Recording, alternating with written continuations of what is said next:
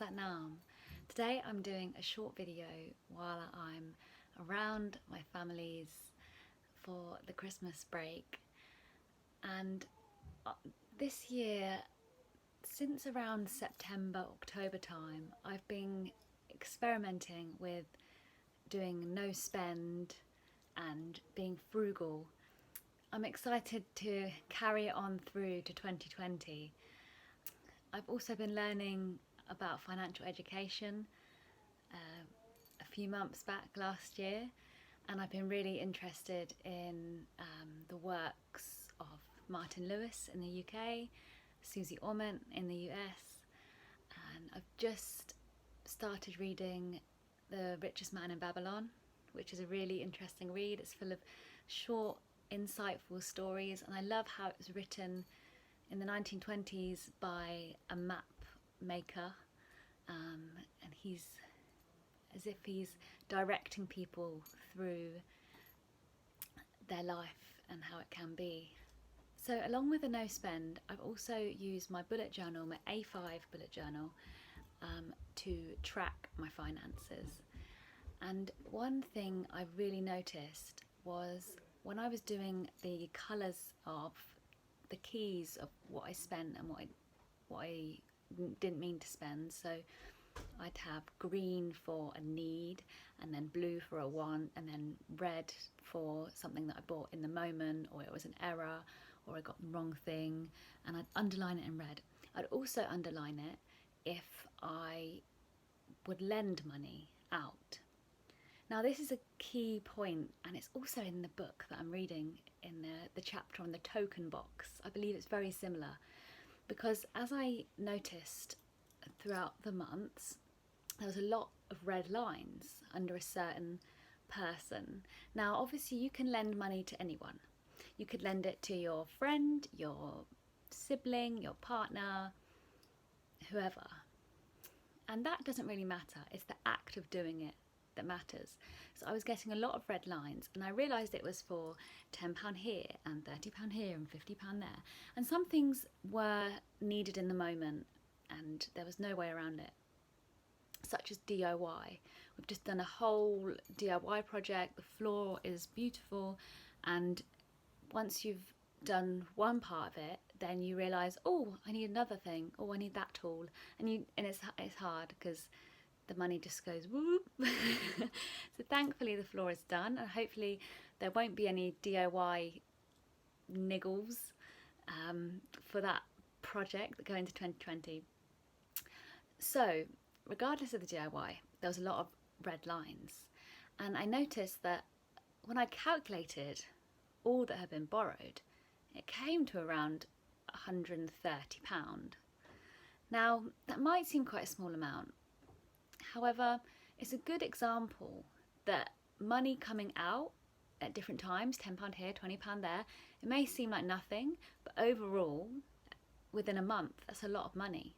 So I have said this challenge is going to be, personally for me, no spend, no lend, save more, make more. The purpose is that I have been really working well at being frugal and making my money last and really evaluating what I need.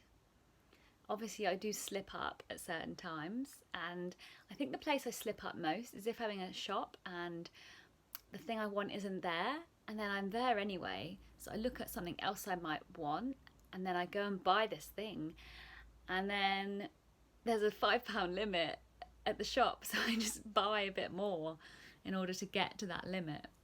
Definitely something I easily slip up on. About 5 categories of subtitles for this challenge or for this year to keep me on the path that I want to be on. So number 1 is buying needs. Buying needs, on my bullet journal I write up a shopping list, and I write shopping list needs and then colour it in green. And I write things that I'm going to need in the month. So I'm going to need some train travel, some petrol, some sanitary towels, and perhaps that month I need more socks. That's example of needs, and that can change. I may leave some space there for things that come up, Also, I have a little one, so I write her needs, and I might write the next size up sleep suit, the next size up coat, things like that. So all the above sizes that I'll need if she's running out or if they're getting too small for her. So being frugal is number 2. I really am into being frugal and making money go further and doing things homemade or repairing things if we need to. I do also believe that it doesn't end at being frugal. It comes with making more money too. So that is another part of the challenge, to make more. Because I can be as frugal as I can and I can save as much as I can, but if I'm not making any more money, then I'm just going to stay at that position. And it's a bit of a trap you can get caught at. So at the beginning of last year, I started teaching yoga, and I'm going to carry on doing that. And I'm also going to aim for 2 more classes a week, so 3 classes a week in total, and that will bring a side income of some sorts. So that's also my goal, to really promote and market everything to do with yoga. So more people come and I can serve them through teaching. Mental health. There is going to be some sort of mental health allowance on top of what I budget in. And I don't mean Sophie Kingsley shopaholic type mental health where I'm just down and then I have to go and buy something like a new dress or a new top or something like that. That's not what I mean. I know that with mental health you can go out and go for a walk and be in nature. I do that a lot anyway, and there's a park nearby me that I really feel at peace at, because I do believe that being in a bigger environment in nature, it does make your problems seem a bit smaller, or you can see them in a different light, and then you can work through them. I mean mental health budget to go to a cafe and sit with my thoughts or journal or meet up with a friend and talk to them, that kind of thing. So there's a sense of community and there's a sense of having some personal time to myself. If I feel I can't get it inside the house, then I want to have that bit of time, that bit of money to use for that, because as a woman and as a mum, I need to replenish myself. It doesn't take a ton of money, but just having a little bit aside can help with that, because lately, without my journal, I think I would really plummeted down, and I've really got back into drawing again. There's been a little bit of stress lately, and I really feel happy when I'm journaling again. So although that doesn't cost money, there's things like supplies if I need them. Family time. Now, family time can happen anytime. It can happen when you're all happy and talking in the bedroom, or it can happen going out for a walk or to the swimming pool. But I also would like a goal to be of us going somewhere or doing some activities as a family of 3.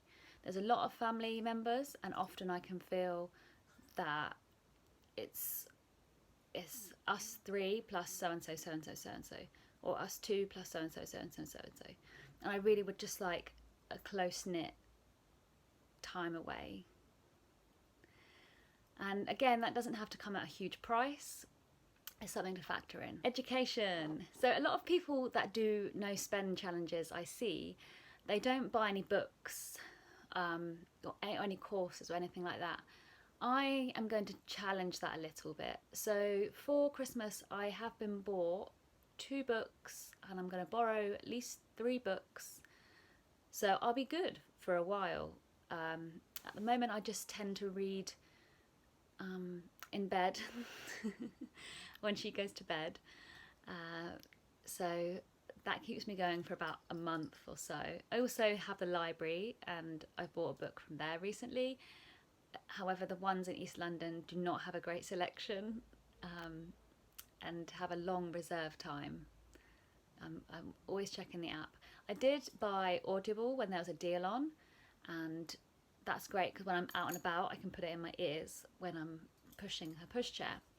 So I'm going to still experiment with paperbacks, Audible, and perhaps limit myself to 6 books in the year, because I found that I've read about 3 books in the year or 4, and obviously I had a newborn and it's hard to even open a page of a book with a newborn at times, or it feels like all the time.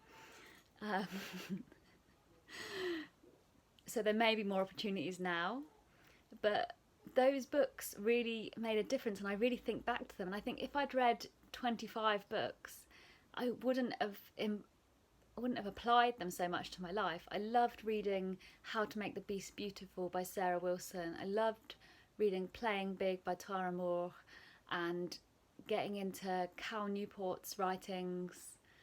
They've really made a difference. And there's also her books as well.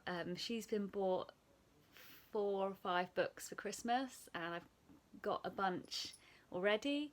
However, there might be other ones that I see that I feel really are great, because there's a lot of female empowerment books. Obviously she's very small, so I don't need to go all out, and I get a lot of books from the library, especially ones that have touch and feel. Along with education, I'm going to include self-development, because I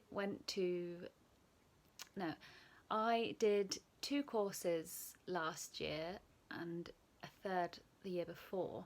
One was with Eric Maisel on writing, one was with Sarah Jane Wilson, I think that's her name, on writing, and the other one was Leonie Dawson, and that was about manifesting money and multiple streams of income, and that was really interesting.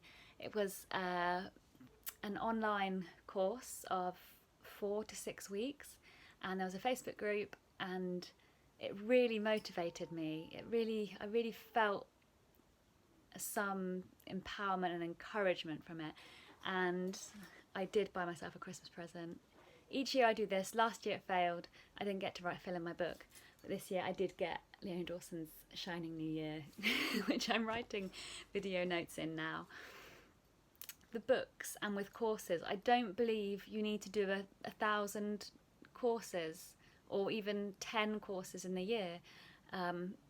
I feel you could just do 1 or 2 and really soak in the teachings from them.